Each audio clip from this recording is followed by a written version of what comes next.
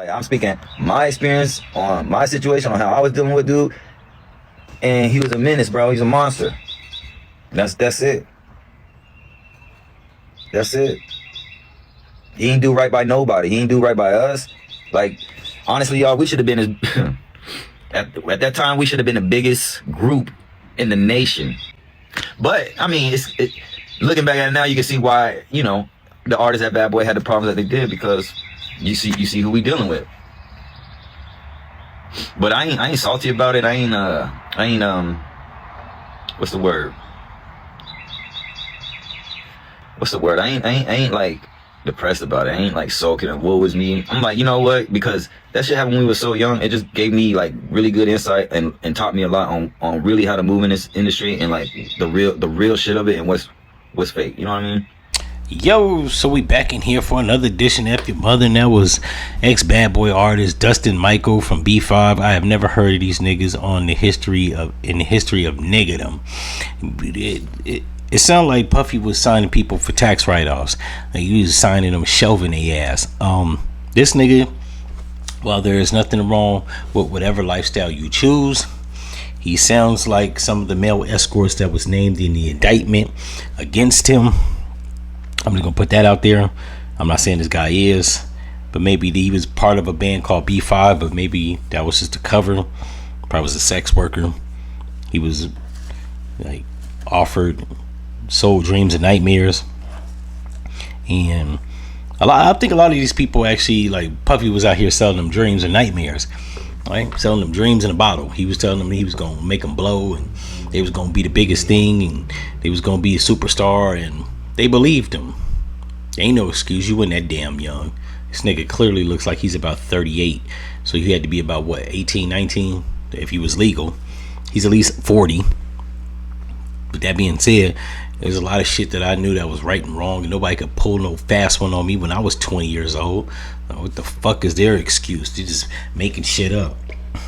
Right? And it's an industry. A lot of people that's in the entertainment and or music business, they don't operate like it's a business. You need to be knowing where every nickel is going. You need an accountant. You need to be accounting for your money, your budget, your wardrobe, your promotion, all that shit. But these stupid assholes, they go in the game and they record some songs. They go platinum, they go gold. I've never heard of this nigga, so clearly he wasn't that big on the marquee at Bad Boy. But it's like, yeah, if you were cutting records, you should have had your business sense about you. Not doing coke, not drinking, not going to freak offs. You know what I'm saying? And while being in your 20s and having a bunch of drugs and alcohol at your disposal and freak offs, you still got to keep it like, even when I was in my 20s, I like sex, I like weed, I like alcohol, but I kept my mind on the money. I was selling weed and pills. I wasn't out here like tricking off weed for hoes. It was a lot of times it was chicks that wanted to smoke my weed, didn't want to give me none. It didn't go down like that, bro. I've always been about $1. So I don't understand people that have this mentality, especially if you're fortunate enough to not only get into music, but you got close to that nigga. You was supposed to be on your P's and your Q's, dotting your I's, crossing your T's. You should have been about the business. Instead, y'all was getting the business done to you. Danny D. Kane was getting screwed over, and it was just a cluster flop. Now you look up 20 years later, you're 38 years old with a decent house, probably got a couple dollars in the bank, not too much, and you're not a millionaire. And then you want to post these little videos talking about you're not depressed and it doesn't bother you, you're not bitter or salty. You're something because you're speaking about it. My dad used to say, things that don't concern me, I don't concern myself with.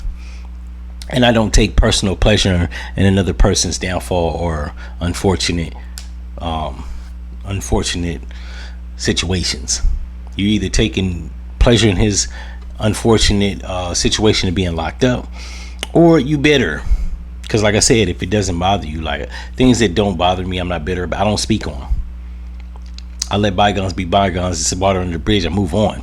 It's another chapter in my life. What I don't do is double back and talk about it and then say it doesn't bother me. Clearly it does. Because things that I have no like interest in or don't bother me, I don't mention them. I got an ex-girlfriend that broke up with me in 2000 and I forgot the fucking year because it don't matter. In any event, if y'all like this episode, you know what to do, and I'm out. No.